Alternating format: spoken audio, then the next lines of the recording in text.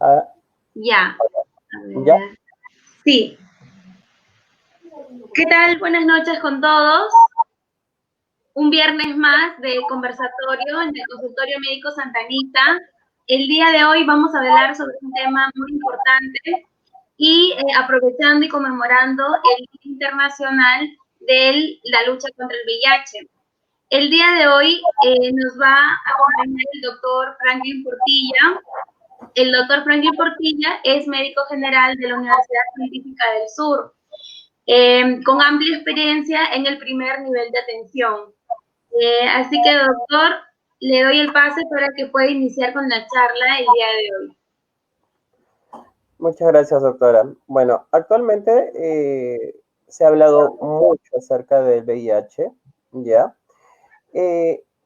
Bueno, empezamos por la definición. En realidad, el VIH, ¿cómo podría decir? Los inicios o de repente el preguntar cómo apareció, se han tejido diferentes teorías.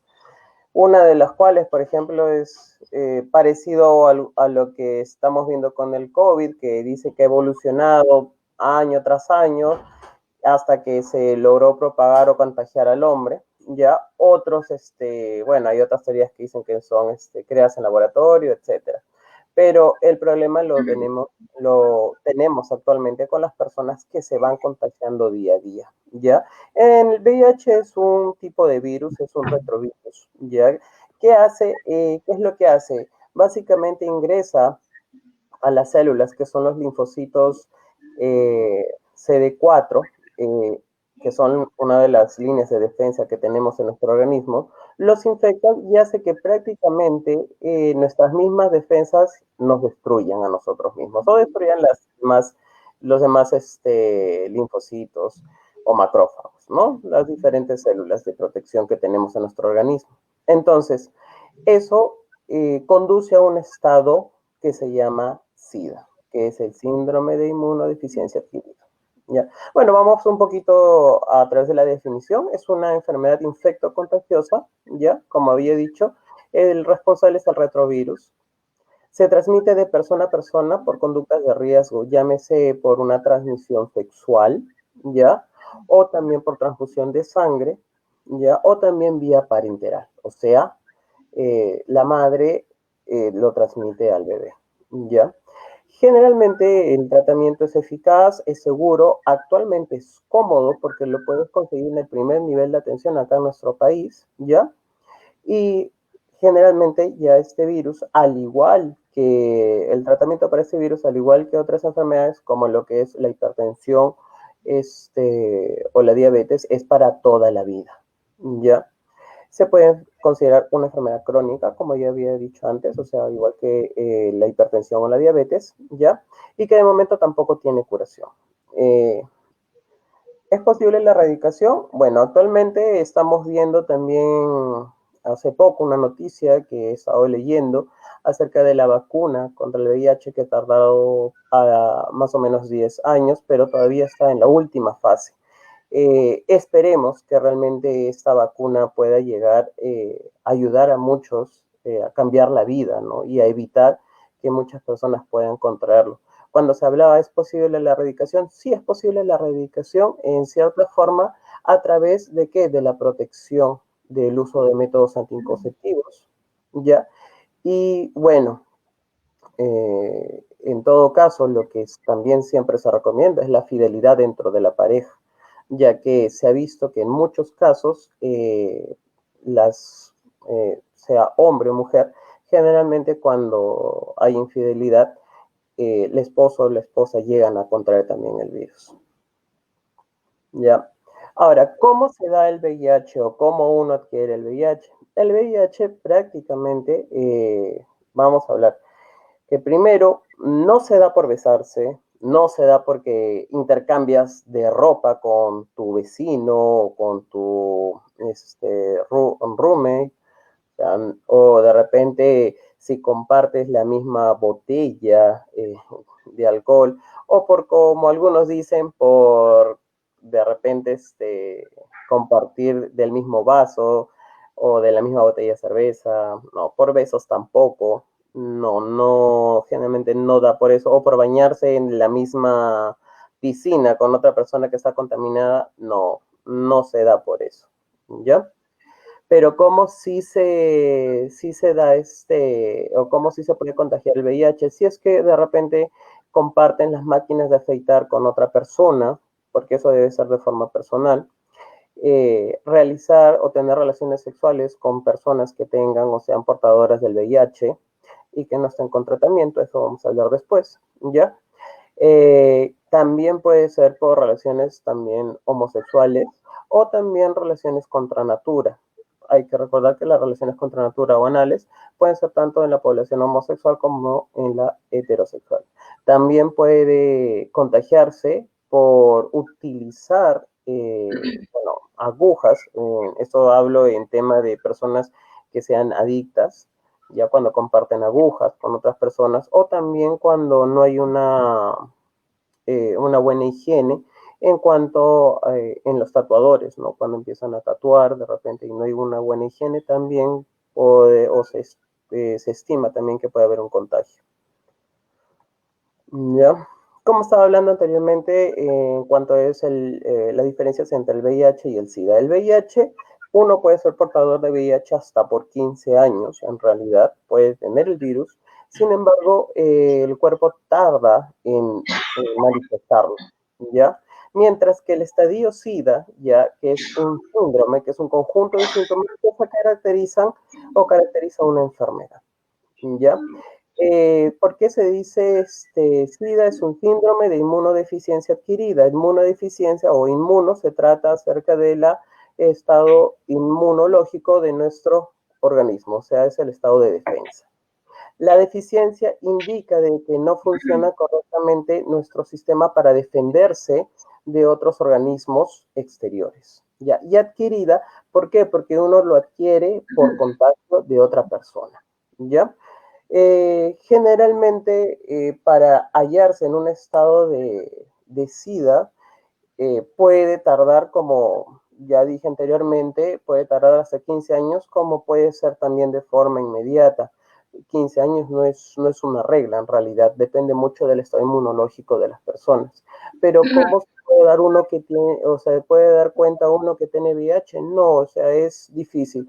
Hay algunas personas que adquieren o de repente, perdón, empieza con un cuadro gripal, fiebres, que son fiebres leves, o también se ha visto en varios casos que hay personas ya que tienen, por ejemplo, si tienen VIH, o quieren, perdón, el VIH y empiezan a desarrollar el síndrome de inmunodeficiencia adquirido, el estadio SIDA, por ejemplo, el acné, en personas que tienen acné, puede manifestarse de una forma agresiva, o sea, toda la cara puede llenarse de acné.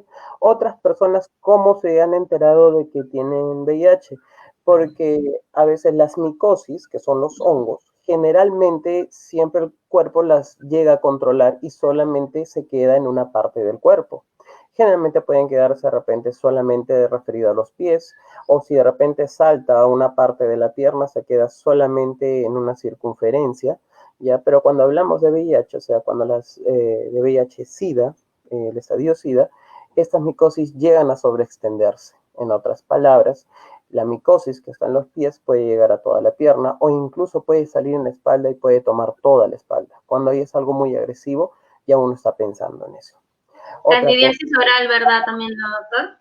Exactamente, eso quería hablar acerca de la candidiasis oral. Generalmente también las personas empiezan a tener manifestaciones, dolor al momento de tragar, al momento de digerir, perdón, y heridas en la boca, y uno ve que al examinar la cavidad bucal encuentra pues signos ya propios de candidiasis oral, como una capa blanca en la boca. Entonces, generalmente eso en una persona que es inmunocompetente, o sea, que tiene las defensas buenas, no se presenta, ¿ya? Bueno, para no explayarme mucho, el comportamiento de una persona con VIH se ajusta también a la toma adecuada de los medicamentos antirretrovirales. Sigue un régimen alimentario y ejecuta cambios cambios de estilos de vida en concordancia con las recomendaciones del personal de salud. ¿A qué me refiero esto? Una persona cuando tiene VIH no necesariamente está condenada a morir, como todo mundo piensa o cree. Generalmente se ha visto muchos casos de personas que se llegan a deprimir o piensan que cuando tienen VIH prácticamente todo está perdido. Hay una depresión de por medio, ¿ya? Y en realidad no es así. Gracias a los medicamentos que tenemos, como los antirretrovirales, ya que gozamos actualmente, estas personas tienen la oportunidad de vivir mucho más años de vida, o sea, mucho más de 20 años, mucho más de 30 años de vida, o sea, con un cambio, como se dice, en los estilos de vida, ¿ya? Puede la persona de verdad gozar con un buen estado de inmunidad. Por ejemplo, las personas con esta pandemia que ha ocurrido, las personas que tienen un tratamiento antirretroviral, ya o el Targa, comúnmente llamado acá, son personas que tienen el mismo nivel, o sea, las mismas defensas que una persona que no tenga el virus. Entonces, esto hace posible de que el COVID ya en estas personas no puedan dañarlas tanto como otras personas que sí están sin tratamiento o de repente que están con un tratamiento por cáncer o que están sencillamente con las defensas demasiado bajas por X motivo, ¿no? Ya. Hay que tener muy en cuenta también de que el VIH acá en nuestro país también convive con el estado de tuberculosis. Por ese motivo, las personas que tienen VIH tienen también que tener cuidado con los alimentos. Una alimentación, se recomienda siempre una alimentación balanceada, ¿ya? Y sobre todo siempre tener cuidado o protegerse si es que dentro de su familia o dentro de repente del lugar donde viven hay una persona que tenga tuberculosis, ¿ya? Bueno, bueno, esto ya estaba hablando, la infección aguda por el VIH ya prácticamente se trata o desata síntomas, ¿ya? Y a veces también tenemos que ver de que hay algo que se llama pareja cero discordante, ¿ya? ¿Qué significa eso? Es una pareja en la cual una persona tiene la infección del VIH y el otro no. Actualmente hay muchas parejas así, hay muchas parejas que son cero discordantes. ¿Qué quiere decir esto? Que una de las parejas sigue el tratamiento Targa, ¿ya? Y gracias a este tratamiento llega a convivir y no contagia a su pareja.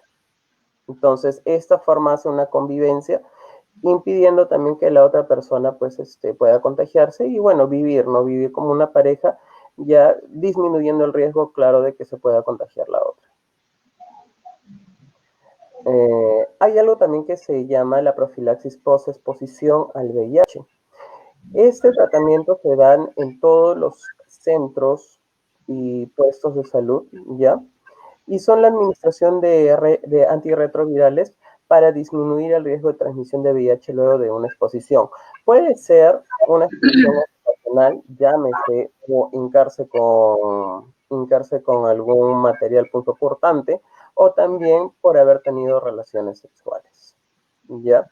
Esta profilaxis post-exposición debe ser buscada antes de las 72 horas, o sea, dentro de los 3 días ya a la exposición. En otras palabras, si yo, por ejemplo, tengo relaciones sexuales con una persona que sé que es VIH positivo o que de repente después de tener la relación sexual me entero que esa persona es VIH positivo, puede acceder al tratamiento, ¿ya?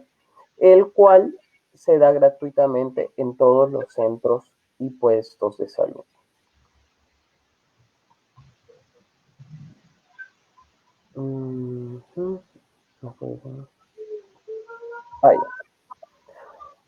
Doctora, un favor, voy a empequeñecer un poquito la pantalla.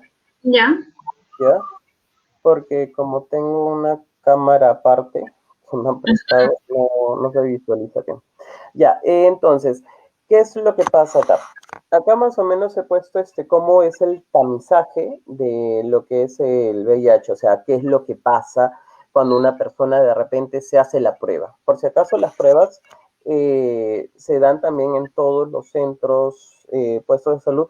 Actualmente yo sé que hay muchos centros, hospitales que no están brindando estos exámenes, pero también estos exámenes nosotros los tenemos en el consultorio Santa Anita.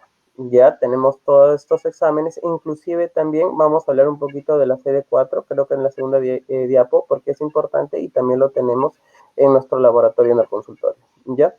Bueno, ¿qué es lo que pasa? Cuando una persona empieza o tiene contacto, primero lo que tiene que hacer también, bueno, después de 3 meses, ¿ya? Es hacerse la prueba rápida, puede ser la prueba rápida para descarte de VIH, ¿ya? En lo cual tenemos los siguientes resultados. Si la persona sale positiva, ya, o sea, o es una ELISA positiva, que es un examen, ya, la persona por lo general lo que se tiende a hacer es tomarle otra prueba si es que sale positivo. ¿Por qué? Porque a veces puede haber un pequeño error ahí. Si en la segunda prueba sale positiva, ya, entonces para determinar la prueba, por lo general se hace una tercera, ya dando ya la respuesta positiva y haciendo de que la persona acceda al tratamiento. Si en todo caso se toma una ELISA y el ELISA sale negativo, se vuelve a repetir la prueba. En esta parte hay que tener también mucho cuidado, ya que esta prueba se tiene que realizar dentro de las 3 a 4 semanas después de este problema o después de que se haya detectado el, el caso positivo de VIH. ¿Ya? Después de Ahora, la exposición. ¿perdón? Después de la exposición se espera un tiempo que es el periodo de ventana. Sí, de 3 a 4 semanas. Así es. Ujú.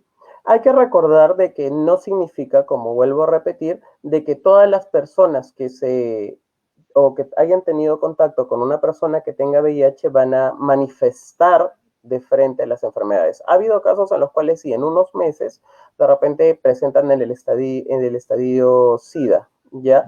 Pero hay otras personas que no, que realmente, como vuelvo a repetir, pueden tardar hasta 15 años en manifestar síntomas o signos, ¿ya? Pero sin embargo, siempre se hacen las pruebas para descarte de VIH. ¿Ya? Añadido estas pruebas, después de 3 a 4 semanas, si es que salen positivos, ya una persona con VIH tiene que ir cada cierto tiempo, de 3 meses, cada 6 meses, para poder evaluarse el conteo de la CD4. ¿Qué son las CD4? En realidad, la CD4 lo que va a medir es la cantidad prácticamente por mililitro de sangre, la cantidad de células CD4 que tiene su sistema inmune. Me dejo explicar. Cuanto más CD4 tengas en tu sistema inmune, mayor defensa va a tener tu organismo. A menor cantidad de CD4 que tenga tu sistema inmune, menor o va a ser la persona más susceptible a enfermedades leves. Aquí es donde hablamos del estadio SIDA. Si la persona tiene menos de 200 CD4, esa persona hasta un resfriado la puede tumbar. ¿A qué me refiero eso? Que puede tener una neumonía, puede tener también o desarrollar una micosis muy agresiva o puede desarrollar también algo que se llama pues herpes zóster o otras enfermedades que son oportunistas. Inclusive una simple infección urinaria se puede complicar.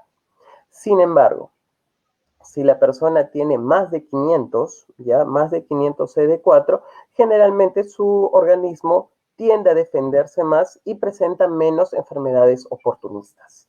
Entonces, esa es la razón por la cual es importante que siempre, o sea, sus exámenes cada 6 meses, cada año, tengan presente el conteo de la CD4.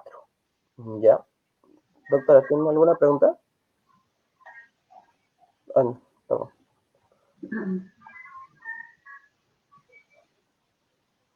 ¿Cuándo la carga viral es indetectable? Bueno, la carga viral, ¿qué es lo que es prácticamente una parte del virus de VIH, ¿ya? Que se sitúa debajo de las 50 copias dentro del organismo. Bueno, en la actualidad, como dice en la diapo, el significado de indetectable también depende mucho del análisis empleado por cada hospital o centro de salud. Hay algunos que refieren que es indetectable cuando tiene menos de 20 copias de carga viral, 37 copias de carga viral.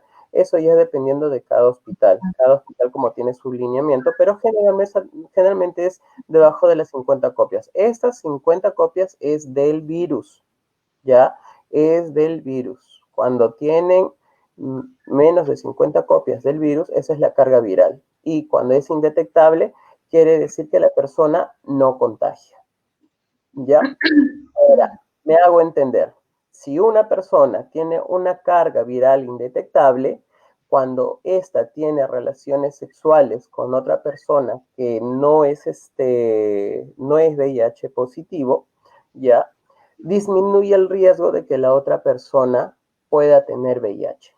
Asimismo, también hay que recordar, una madre que es VIH positivo, que está gestando y tiene su tratamiento y tiene su carga viral también indetectable y su CD4 en buen estado, puede dar a luz también un bebé que sea cero positivo, o sea, perdón, que no tenga el VIH.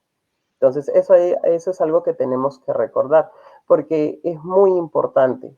Mientras menos carga viral tenga una persona, menos va a contagiar. Y también menos va a pasar en el caso de las madres que están gestando a sus niños. Por eso hay casos de personas, o perdón, de madres que son portadoras de VIH, que han tenido a sus bebés y los bebés nacen sin VIH. ¿Ya?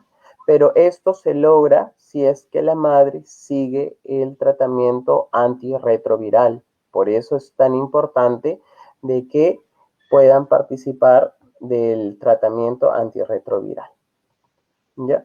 Y bueno, más o menos ya para terminar, hay que recordar de que hay una vacunación, o siempre las vacunaciones en lo que es con paciente VIH, tiene que tener las vacunas contra la difteria, contra la hepatitis y contra la influenza. En cuanto a la influenza, siempre tiene que ser anualmente, ¿ya? Porque estas vacunas lo van a proteger también a la persona de algún posible problema o una posible infección que pueda también acabar con su sistema inmune o que pueda complicarlo aún más.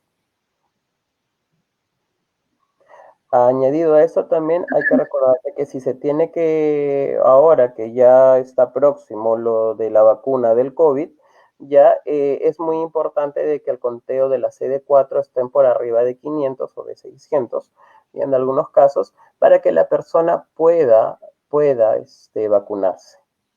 ¿Ya?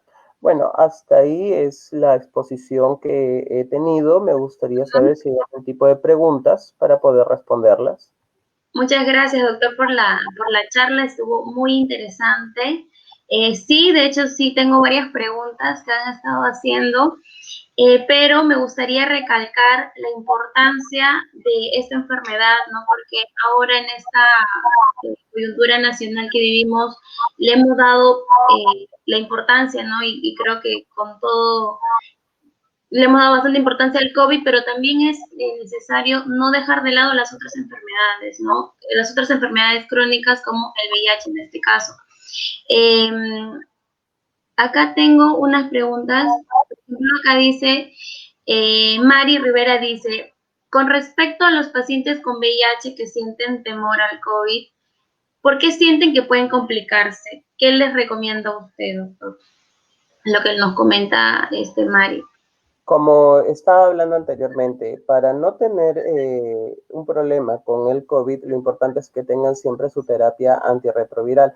Hay que recordar algo, un paciente con VIH, si tiene la CD4 mayor de 500, como he explicado, es un paciente inmunocompetente. ¿Qué quiere decir eso? De que es un paciente como yo o como usted o como cualquiera de nuestros, los que nos están escuchando, que puede realmente su organismo defenderse de las infecciones, ¿ya?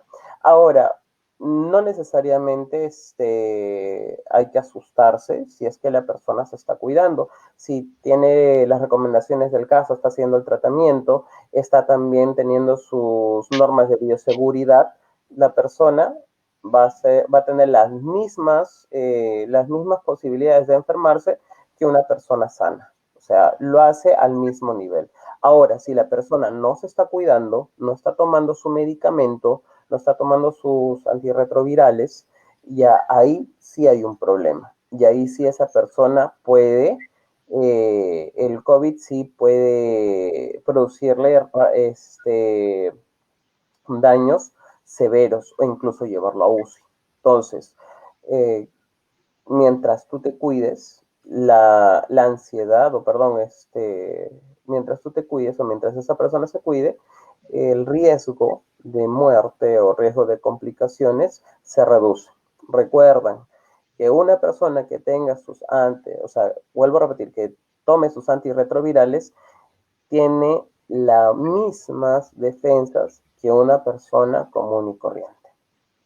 ¿Ya? Así es. Y aparte que cuando una persona es diagnosticada con VIH, siempre se recomienda tener consulta con psicología, ¿no? Para que dé todo el soporte tanto al paciente como a la familia, porque hay muchísimos casos de depresión, incluso personas que se llegan a suicidar porque tienen tanto temor por lo que justamente no hay un tratamiento contra el VIH, solo los antirretrovirales, pero no hay una cura.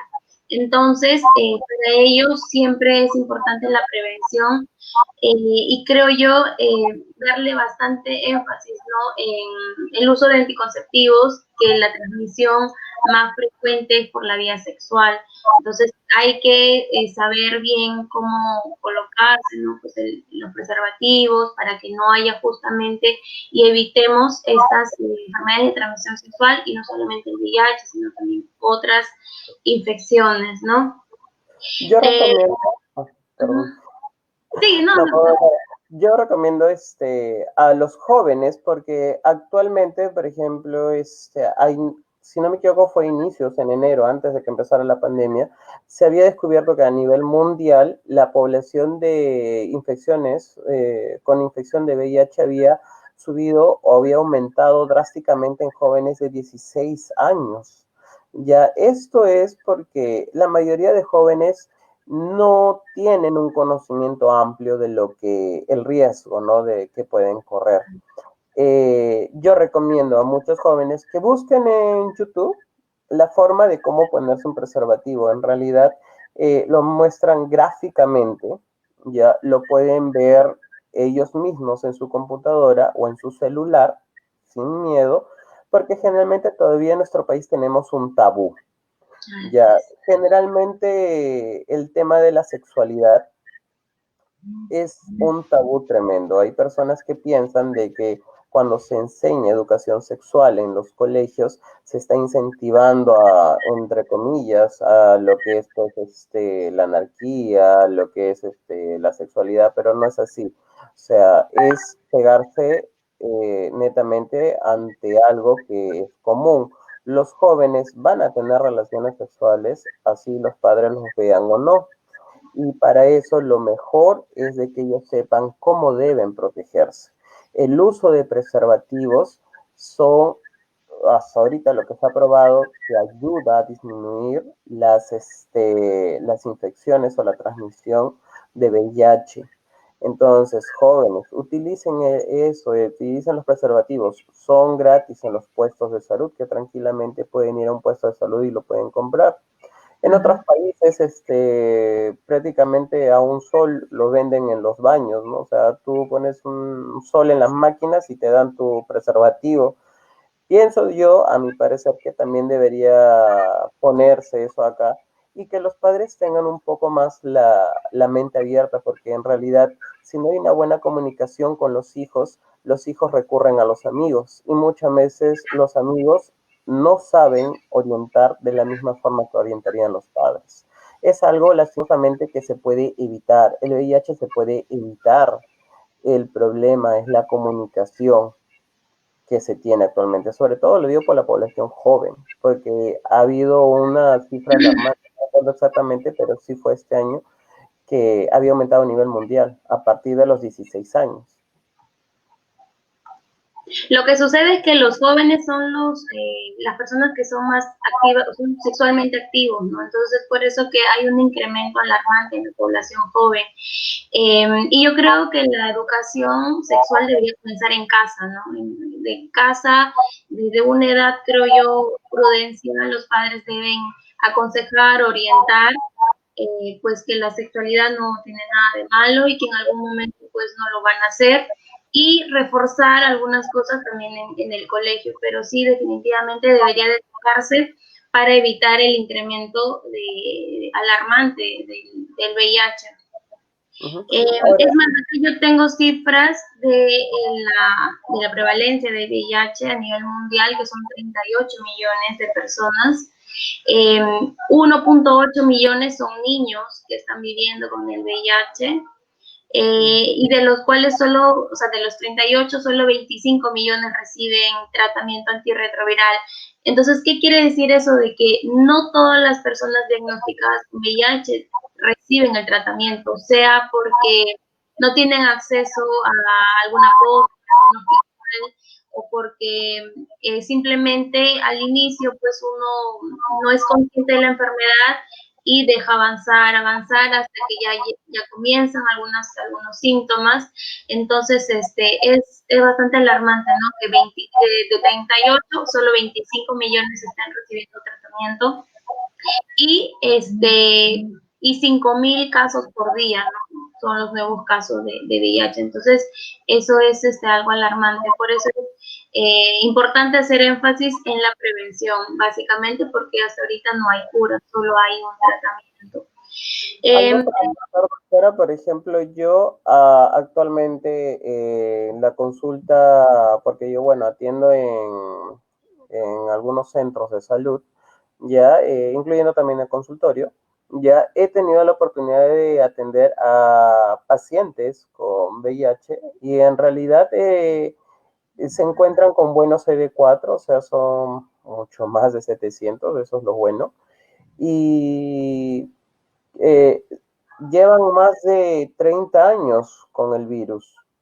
Entonces, no significa, o tener VIH no es el estigma que muchas personas le dan actualmente, o bueno, que algunas personas le dan hasta ahora, porque felizmente eso ya está bajando. El tener VIH no significa, no es sinónimo de muerte, no es sinónimo de que se acabó tus sueños, o en el caso de los jóvenes, o que hasta ahí nomás no.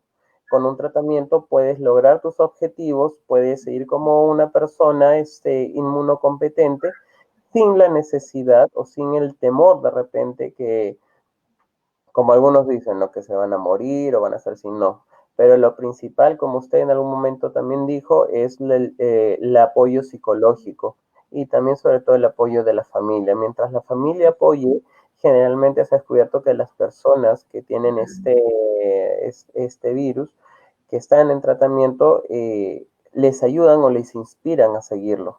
Mientras que las personas que a veces no tienen ese apoyo dejan el tratamiento y esto posteriormente incluso puede ser un estado de SIDA. Entonces, si tú estás ahí, tienes VIH, tienes miedo, sientes que el mundo se te está yendo abajo, no, en realidad no, con un tratamiento puedes seguir adelante como tu vida normalmente. Incluso como lo mencionaste, las mujeres que salen pues VIH positivos pueden llegar a ser madres y pueden dar a luz a un hijo negativo, ¿no? Si es que desde el inicio usa sus antirretrovirales y su cantidad o sea, su carga viral lo mantiene bajo, entonces puede darse, no puede tener un hijo sano. Entonces, eso también es importante recalcar, que la vida continúa. A ver, vamos con la siguiente pregunta.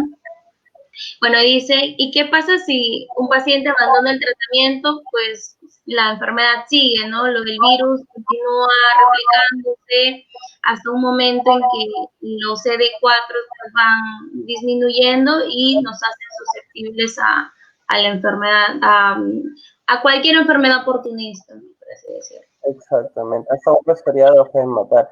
Hay que recordar de que el tener VIH, o perdón, el estadio SIDA es lo mismo que una persona con tratamiento, por ejemplo, para cáncer, que está en tratamiento para cáncer, ya lo hace predispuesto, o sea, es así, o sea, el estado inmunológico está deteriorado. Una persona que recibe tratamiento, por ejemplo, quimioterapia, tiene las defensas bajas, al igual que una persona que tiene VIH ya en el estadio SIDA. Entonces, mientras una persona con VIH utilice sus antirretrovirales, hace que esta persona que pueda tener las defensas y su estado inmunológico puede estar igual que una persona que no tiene el virus.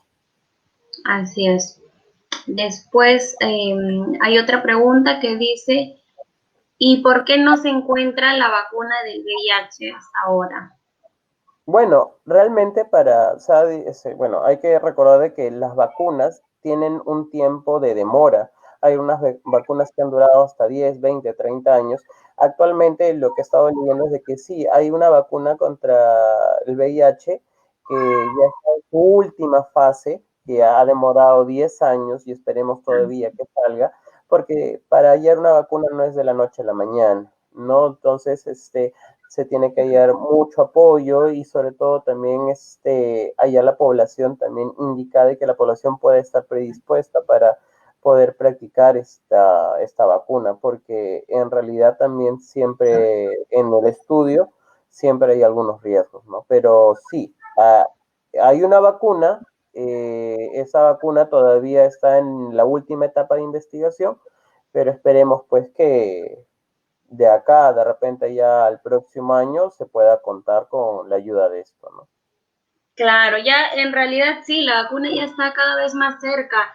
Y como usted lo ha dicho, ¿no?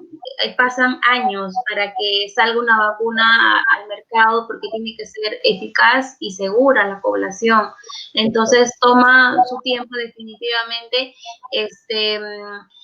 A diferencia de lo que ha sucedido con el COVID, porque en menos de un año se ha logrado identificar el genoma, ¿no? Con el COVID, se ha logrado hacer pruebas, ¿no? Porque para que salga la ELISA para el VIH se demoraron años.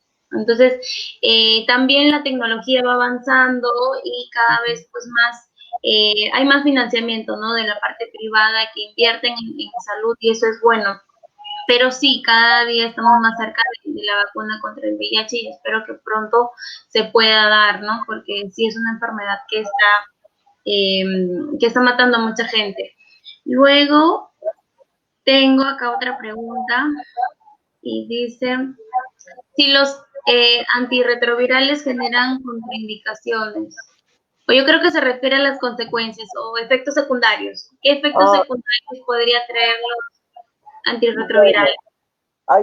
tenemos que tener en cuenta algo. Antes de dar los antirretrovirales, también se toma algo que se llama perfil hepático, perfil renal, para saber cómo están tus riñones, cómo está tu hígado. Es como cualquier medicamento. Antes de dar un medicamento que va a ser por un estadio realmente largo, ya, se tiene que primero ver cómo está tu organismo.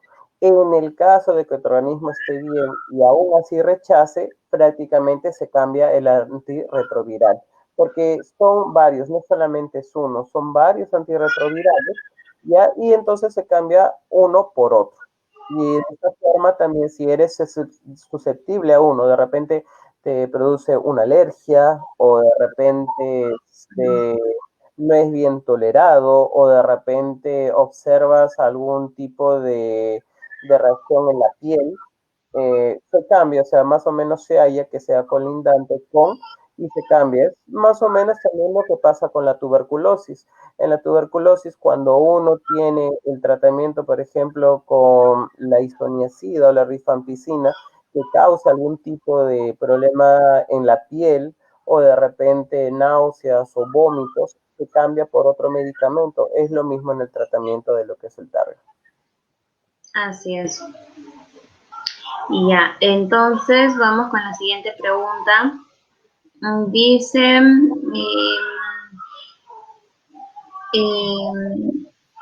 ya, por ejemplo, en el caso de las madres que están lactando, ¿es contraproducente o hay algún problema?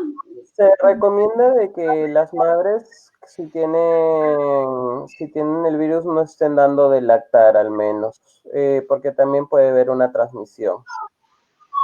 Claro, claro, eso sí. Pero igual tienen que seguir su tratamiento antirretroviral. No, claro, o sea, eso sí es un hecho. O sea, se ha comprobado que las madres que tienen el tratamiento, que están tomando el tratamiento contra el VIH y tienen una CD4 altas y una carga viral baja, los niños pueden nacer sin el VIH, no hay ningún problema. Los pueden cargar, los pueden acariciar, se pueden bañar con ellos y pueden acostarse, dormir con ellos sin el temor de que puedan contagiarlos. Lo que sí no se recomienda mucho es la lactancia materna. No, claro, es más, es una contraindicación absoluta de la lactancia materna el VIH. Exactamente. Igual a los recién nacidos se le hace una prueba, me parece, a los 3 meses, ¿no? Para de todas maneras saber si es que ha habido una transmisión vertical. Pero si la madre es VIH positiva, pues va a tener que seguir el resto de su vida, ¿no? Con los antirretrovirales. El tratamiento con los antirretrovirales es de por vida. O sea, no pueden estar sin los antirretrovirales y siempre hacerse sus controles del caso, ¿no? Siempre anualmente o cada 6 meses, dependiendo de cada caso, porque cada caso es particular, pero hacerse sus recuentos de CD4, su prueba de ELISA o su Westerblot o su IFI, o sea, porque todos esos en realidad son exámenes de laboratorio. Entonces, siempre sí o sí tienen que seguir haciéndose esos exámenes cada 6 meses o anualmente para que puedan evaluar cómo están sus defensas. Ya, a ver, vamos. Claro, sí. Después, y acá hay una última pregunta que dice, ¿y es seguro para 2 personas que viven con el VIH, o sea, 2 personas infectadas con el virus, mantener relaciones sexuales sin protección, únicamente entre ellos? En realidad, no mucho. O sea, hay que recordar de que en lo que es el VIH hay VIH-1 y VIH-2. Entonces, ¿qué es lo que pasa? Si tienen relaciones sexuales sin protección, la persona que tiene VIH-2 puede contagiar ese VIH-2 a la que tiene VIH-1 y eso acelera el proceso de etapa de SIDA, o sea, síndrome de inmunodeficiencia adquirida. Entonces, no es bueno, pueden tener relaciones, pero si ambos están con su tratamiento Targa y aparte también que puedan utilizar preservativos. Claro, eso sí es lo que se recomienda. O sea, de todas maneras, no porque ambas personas estén infectadas van a dejar de protegerse, ¿no? Porque aparte depende de la carga viral, tal vez uno tiene más carga viral que el otro y por ahí, ¿no? Ya. Ahora, hay que recordar de que, o sea, hablando un poquito de las parejas cero discordantes, ya, sí hay casos de parejas cero discordantes, o sea, una persona tiene VIH, la otra no, y viven así por años. O sea, el hecho de tener VIH tampoco es algo de que quite a la persona de que pueda tener una pareja. El problema, más que todo, al igual que muchas cosas en cuanto a este tema, es un tema más que todo que está en la cabeza de la gente, ¿no? O sea, desde que de repente se enteran que tiene VIH, no quieren compartir la taza, no quieren estar cerca, piensan que los van a contagiar y no, eso son cosas que de repente es un poco de ignorancia dentro de la gente porque no sabe o no tiene en cuenta cómo realmente es el VIH. Así es. Ya. A ver, vamos a pasar a la siguiente pregunta. Dice, ¿cuál es el riesgo de transmitir el VIH por medio de un piercing o tatuaje? Imagino que se refiere a un porcentaje, ¿no? Porque de todas maneras sí hay un riesgo de contagio. Sí, el riesgo menos el 3%, si no me equivoco, pero lo principal es de que si te vas a hacer un piercing, de que todos esos instrumentos estén estériles. sea, tiene que ser un lugar de confianza donde todo sea nuevo y lo que se tiene que utilizar de repente o reutilizar sea completamente estéril. Entonces, mientras tengan esas medidas de bioseguridad, no habría ningún problema. Hay que recordar que el VIH también a la temperatura, a la exposición a la temperatura prácticamente se destruye, ¿ya? Pero no solamente el VIH es de lo que tenemos que cuidarnos, también está la hepatitis B, entre otras enfermedades. Así es. Es el mismo riesgo de cuando, por ejemplo, hacen transfusiones sanguíneas, ¿no? Las agujas, o por ahí un personal de salud se pincha con la aguja, ¿no? Porque tal vez no lo pudo botar adecuadamente. Entonces, es el mismo riesgo. Hacerse tatuajes, afeitarse con esas agujas, ¿no? Esos gilets, creo que le dicen. Entonces, es el mismo riesgo de eso, ¿no? Por compartir agujas también. Tiene que ir a un lugar que realmente sea un lugar aseado y que tenga las normas de bioseguridad para evitar contagios. Eso es lo que siempre se recomienda. No vayan a un lugar donde ven que es desaseado, que reutilizan las cosas sin esterilizarlas, o sea, no se recomienda. Tienes que asegurarte que la aguja que están usando es nueva. Es nueva. Así es. Ya, a ver, la siguiente pregunta dice, ¿cuánto tiempo debería de esperar después de una posible exposición para realizarme pruebas de VIH? Eso creo que ya lo comentaste. 3 meses. 3 meses, así es 3 meses. Primero una primera prueba rápida de lista, hasta una segunda y luego una confirmatoria, que es el Western Blot. Exactamente. Ya. Después, ¿qué efectividad tienen los preservativos para evitar el VIH? O en todo caso sería, ¿cuánto de seguridad, ¿no? Los preservativos? En realidad los preservativos tienen, o sea, ¿cómo te puedo decir? Son seguros, claro, tienen una mínima margen de error, pero por lo general también es por la forma en cómo se lo ponen, porque en realidad el uso correcto del preservativo ayuda a disminuir las tasas de VIH. Si una persona, por eso le digo a los jóvenes, busquen en YouTube, no solo para los jóvenes, todas las personas en realidad, busquen en YouTube, hay personas que están ahí, que son actores porno en su mayoría, ya que enseñan la forma como ponerse un preservativo y lo ven tranquilamente. O sea, recuerden que primero se tiene que presionar la punta cuando el pene está erecto y ir desarrollando el resto del preservativo a todo lado, todo el cuerpo del pene.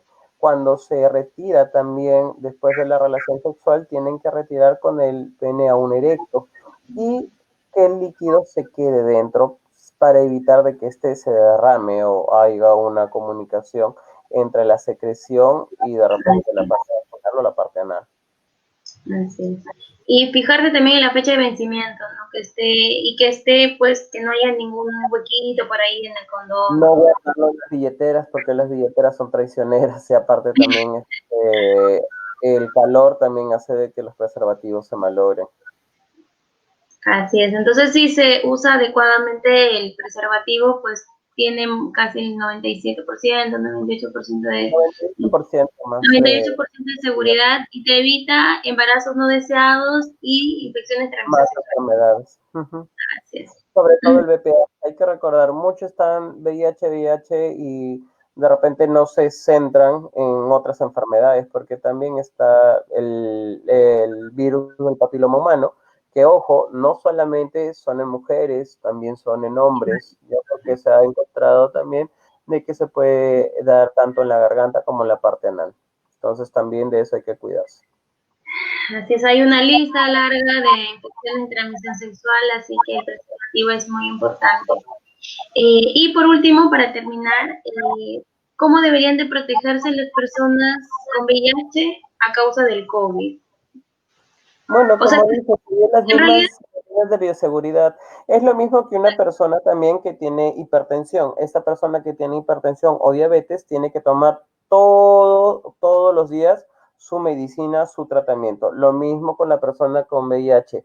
Tiene que tomar todos los días sus antirretrovirales. Yo he tenido pacientes con VIH, los he atendido en mis puestos de salud. Ha sido, por ejemplo, una joven de más o menos 18 años, otra joven de 12 años, que lo han tenido de forma vertical, pero ellas toda su vida han tenido VIH y con el tratamiento están como cualquier joven de su edad, solamente que tienen que cuidarse, seguir las medidas del caso, usar tapabocas, usar siempre su jabón, su alcohol.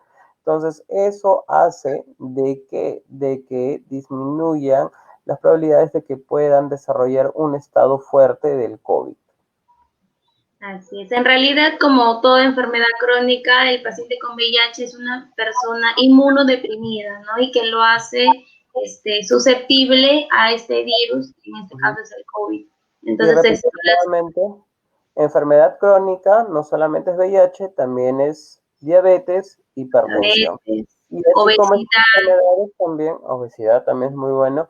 Hay que recordar, como yo puse anteriormente, anualmente tienen que tener su vacuna de influenza. Ojo, los que no quieren vacunarse, tienen que tener su vacuna de influenza anualmente, porque una neumonía no les va a ayudar, ya los va a atacar. No solamente para la población de VIH, también para la población de diabetes y para la población hipertensa. Pónganse su vacuna contra la influenza. Ya, eso es algo que tienen que siempre hacer. Así es. Y una última pregunta más, que me parece bien interesante. ¿Qué enfermedad es más letal, el COVID o el VIH? No sé, ¿tú qué opinas? Letal. No hay mucha información en realidad. Sinceramente, yo he visto cómo es el COVID y el COVID es, al menos en el hospital, es bien feo. ¿Ah? Yo te diré, al menos el VIH, si tú llevas un tratamiento bueno, prácticamente estás igual que una persona inmunocompetente. Pero igual, tienes que tener tus medidas de bioseguridad. No por eso te vas a contagiar de VIH. O sea, tienes que seguir las medidas de bioseguridad. Pero si me hablan de eso, al menos en las personas que he visto con COVID y que no se han cuidado y que han sido inmunodeprimidas, el COVID sí les ha atacado de una manera muy agresiva. Lo que pasa es que el COVID se extendió rápidamente porque es vía respiratoria. En cambio, el VIH es de transmisión sexual, básicamente. Entonces, obviamente, adultos mayores. Claro, entonces por ahí se controló un poco, pero en poco tiempo pues se ha visto que el COVID ha matado a muchísima gente enferma, no a los vulnerables. Entonces me parece que es de un 2%, un 3% la tasa de letalidad del COVID, pero que afecta más pues no a las personas vulnerables, ¿no? A los gorditos, a los ancianos. Hay que hablar de que cuando hablan o sea, que es más feo, o sea, la forma de que es más feo, en realidad son ambas enfermedades, ¿no? O sea, depende qué es lo que a ti te parezca más feo en realidad, pero eso no quiere decir de que sea malo o bueno, o de repente, o ya no me cuido de esto y sí me puedo cuidar del otro, no. O sea, igual te tienes que cuidar de ambas. No es por cuidarte una y vas a descuidar la otra. Ah, no, claro, completamente de acuerdo. Y bueno, se acabaron las preguntas, doctor. Muchísimas gracias por esta charla.